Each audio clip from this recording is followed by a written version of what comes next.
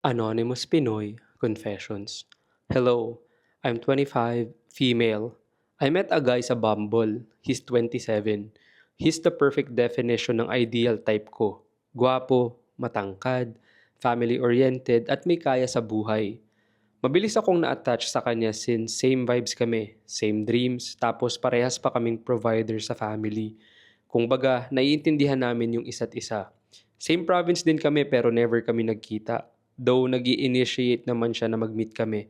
Pero never pa kasi akong nakipag-meet sa isang guy, lalo na sa dating app ko lang nakilala. Hindi consistent yung usap namin pero pag nag-uusap kami, puro salandian ang umpisa ng usapan. But most of the time, pinag-uusapan din namin ang future namin. He made me feel so special and beautiful. He made me feel na sobrang interested siya sa akin.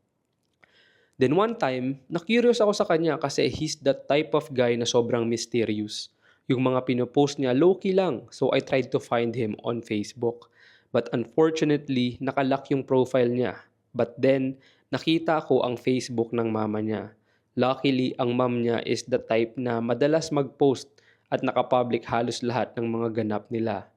Then, there. I found out na married pala siya. I saw his prenup pictures and videos. I even watched yung same day edit ng wedding niya. At first, hindi ako naniniwala sa mga nakita ko. It has only been a week nung nag-start siyang landiin ako. I even thought na baka hindi totoo ang kasal nila since citizen sa ibang bansa yung wife niya. So inisip ko na just like sa movies and K-dramas, baka arranged marriage or kinasal lang sila for citizenship or something else. Ang bobo ko alam ko, pero wala eh. Gusto ko talaga siya and akala ko mutual yung feelings namin. I never confronted him about it until now hindi niya alam na alam ko. A month ago lang ang last usap namin.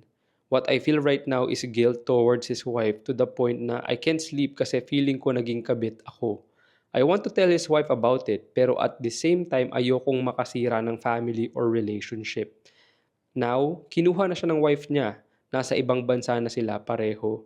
Ang unfair lang, kung sino pa yung cheater, siya pa yung masaya sa buhay. Samantalang ako, hindi ako makamove on sa kanya at the same time nilalamon ako ng guilt.